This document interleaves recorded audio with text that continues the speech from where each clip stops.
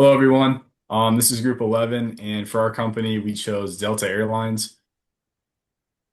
So, just a little agenda here. We'll just kind of do a brief overview of the company and analysis, an industry overview and analysis, and then some customer service differentiators that Delta offers, a framework analysis, and then we will wrap it up with a conclusion. So, to begin with our company analysis, just an overview and a SWOT analysis here. So Delta Airlines, their primary strengths lie in their strong competitive advantages. These come from their reliable operations, excellent customer service, and their strong and consistent financial performances. Some of the weaknesses, the primary weakness just lies in being in a highly competitive environment with numerous other airlines. They also have a high attrition rate, which means that they have to invest more money in things like training employees. As far as the opportunities go, um, they consist in continuing to provide maintenance services, leveraging social media marketing, and then continuing to invest in new technologies for their airplanes. And finally, some of their threats, just increased airline regulations, rising fuel prices in the current economy. And this is something that Delta isn't facing alone. It's kind of an industry-wide issue, as we'll talk about here in a moment. And then Delta, again, just dealing with a sizable number of competing airlines. It forces them to invest in more things, such as their marketing budget. And then just kind of looking at Delta's current financial situation. In quarter three this past year, they had a record-setting revenue of $16.7 billion, which was their highest quarter revenue ever. And it just kind of links to their overall profitability. They've had industry-leading profit margins, as well as a strong earnings per share outlook for the future. And part of the reason that they've been able to do this, and again, we'll talk about more of these here in a little bit, but it's been through their premium cabin offers, things like Delta One and Comfort Plus, which actually outperformed their economy cabins. And then again, it just kind of reinforces their competitive positioning as a undisputed industry leader within U.S. airlines. And then just kind of the future outlook here. They look to continue their momentum from quarter three into quarter four. And then again, long-term profitability looks good as well as free cash flow confidence. So again, kind of tying that into an investor standpoint, we just talked about their resilient margins, just seeing that strong profitability despite things like fuel and labor cost pressures. Again, I kind of talked about how they were able to do this through their premium growth, things like Delta One and Comfort Plus. And adding on to that, just their fleet reliability, their modernization and operational strengths have boosted business travel demand, which just gives investors confidence. Again, as I said, analysts have highlighted and predicted long-term profitability from them and free cash flow generation. And again, that just reinforces their market leadership. So now, kind of looking at the industry as a whole. So just starting by quantifying it, U.S. domestic airlines saw $243 billion in revenue this past year, with 566,000 employees across 429 businesses. The highlight of this is the growth halted quite a bit this year, all the way down to 0.4% in 2025. Despite this, the long compound annual growth rate remains strong. And then as far as global airlines, revenues passed $1 trillion this past year for the first time, with passenger traffic exceeding 5 billion passengers. And then finally, profitability. Net profits projected at $36 billion globally this year with a margin of 3.7%. So what all that means, just kind of looking at some demand and consumer trends across the airline industry right now. Again, we've seen a resurgence in travel demand, post-pandemic recovery. However, this has been tempered by economic and geopolitical risks, especially in this past year in the United States with the government shutdown. However, we've seen consumers demand more premium segments industry-wide, and therefore carriers have emphasized premium cabins and loyalty programs. Again, Delta has done this quite well, and we'll talk about that here in a minute. But just the idea of capturing those higher yield customers.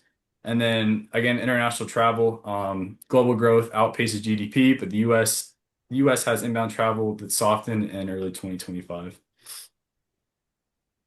And then finally, just some challenges and risks industry-wide here. Economic uncertainty, again, especially in the US. GDP contraction in quarter one dampened domestic demand for flights quite a bit. In addition to that, airline shortages, there's a backlog of about 17,000 aircraft orders, which makes up about 60% of the active fleet. Again, it constrains growth, and as I talked about with the government shutdowns, just kind of added on to this issue. Operational pressures industry-wide, things like safety challenges, capacity cuts, and then rising costs. And finally, just supply chain and other costs. Labor and maintenance costs continue to pressure margins, as well as things like fuel costs, as I mentioned before. So one of the ways that Delta exceeds in their placement in the airline industry is with their customer service. And today I will specifically be talking about the in-flight amenities that they offer to their customers. One of them is entertainment and connectivity options. Every passenger gets access to Delta Studio, which includes more than 1,000 hours of free movies, TV, music, podcasts, and more. And on many flights, there's Wi-Fi available, which they consider onboard internet, which allows passengers to stay connected, work, or stream while in the air. And the entertainment system is offered to all passengers, not just passengers that have purchased a more luxurious ticket. Another way that they're a leader in the customer service industry is their legroom and comfortability. Delta's standard economy seat offers more legroom than both United and American Airlines and is around 31 inches. Delta One, Delta's premium international business class, features lie flat seats that convert into fully flat beds, along with chef curated meals, lounge access, and a hygiene amenity kit, which includes pajamas, toothbrush, and toothpaste. Some more in-flight amenities that Delta offers is their dining and beverage service. In Delta's main cabin on flights over 250 miles, passengers get complimentary snacks and non-alcoholic beverages, including Starbucks coffee. On flights over 900 miles and all international flights, passengers receive full meal services. Delta has partnerships with culinary experts such as the Union Square Hospitality Group, which is the chef group that owns Shake Shack and multiple other restaurants. And they also intentionally select meals that retain moisture and flavor even at 35,000 feet in the air, favoring items like curries, braised meats, and pastas. Another thing that Delta does is just to have value across all classes, not just their first class and business class. Delta offers multiple cabin experiences, including main/basic, Comfort Plus, Premium Select, and First Class dash Delta One, allowing customers to choose what best suits them and their budget and preferences. Because Delta offers snacks and entertainment, even for their basic cabin, they also offer meaningful differences across cabins so that customers feel satisfied and can feel a tangible difference in their ticket prices. So now I wanted to highlight some of Delta's in-flight partnerships, mainly to enhance and improve customer experience. First, Delta recently introduced the Fly Delta app with Delta Concierge, which is an AI-powered travel assistant. This tool gives passengers personalized updates and support throughout their trip or journey, which really helps reduce stress and gives travelers more control during certain delays, gate changes, or other problems that might occur during their flight.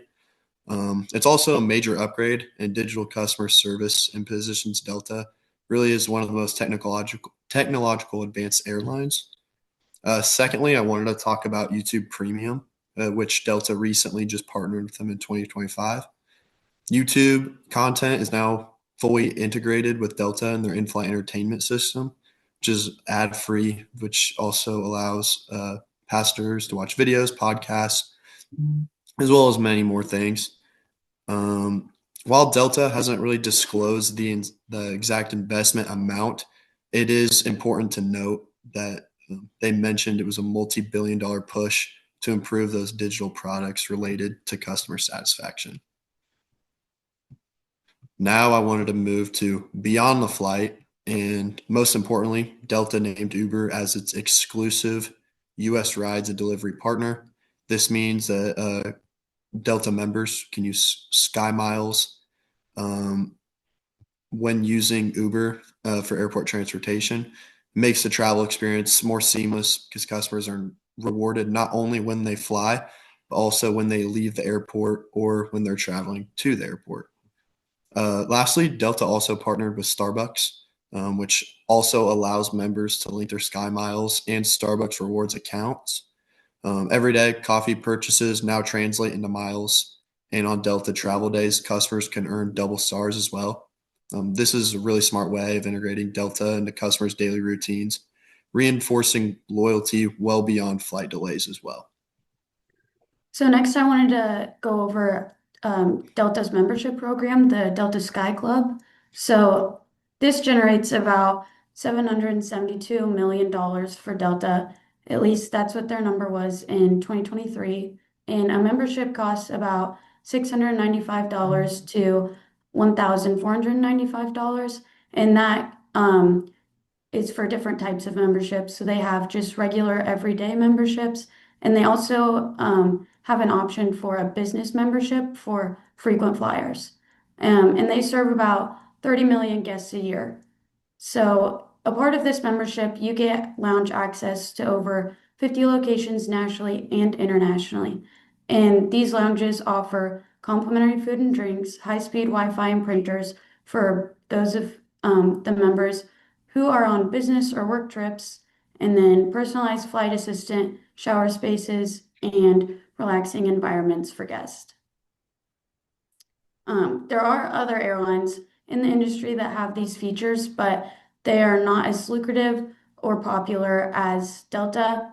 While they do offer the same complimentary food and drinks and special lounge access, they are not as personalized and focused as Delta's. Then we're going to go over a framework analysis of Delta. So the VRIO framework analysis, Delta is organized.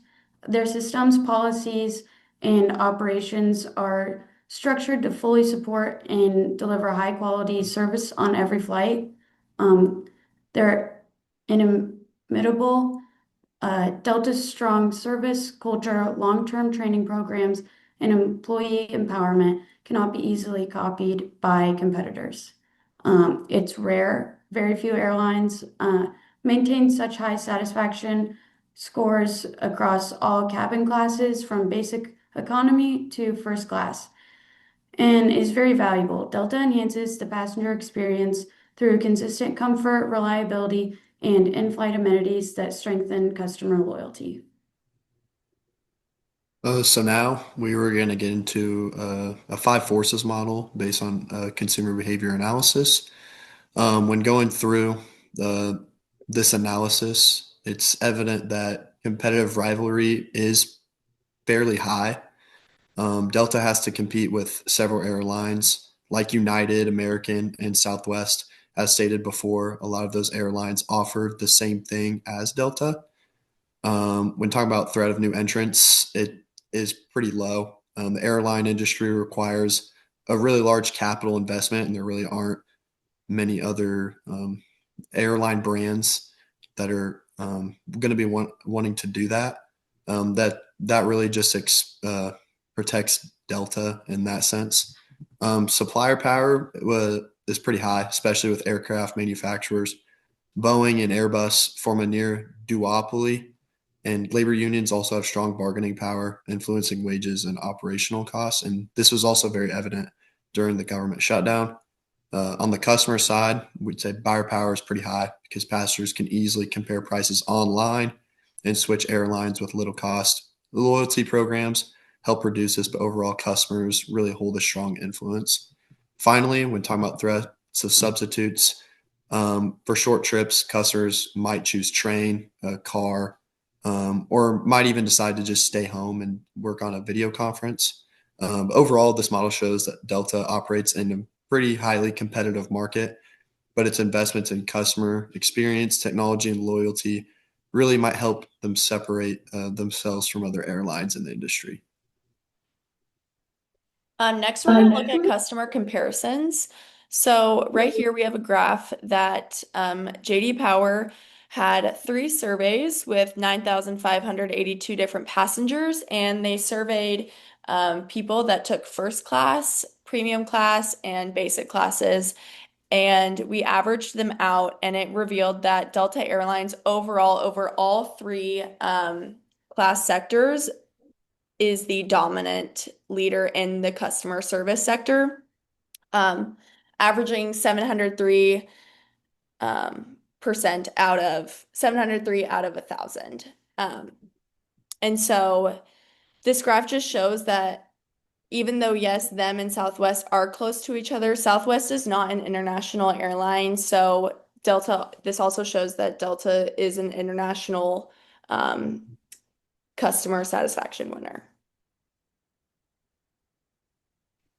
So just to wrap up here, to summarize everything, again, Delta's main strong competitive advantage lies in their reliable operations, premium service, and their financial leadership. Again, they're resilient and they're financially resilient. In Q3 this year, they recorded $16.7 billion in revenue. They have industry-leading margins, and they have sustained investor confidence as well. Again, they're able to do this through their customer-centric strategy. We talked about their superior satisfaction scores, how they're differentiated in in-flight amenities, and their loyalty-driven partnerships through companies like Uber, Starbucks, and YouTube. And just in an industry context, global airline revenues surpassed $1 trillion this year. The industry-wide challenges include things like economic uncertainty, aircraft shortages, and rising costs. And finally, strategic alignment. Delta's premium focus, innovation, and sustainability initiatives align with the broader industry trends and future growth opportunities. Thank you guys for listening. This has been our final project.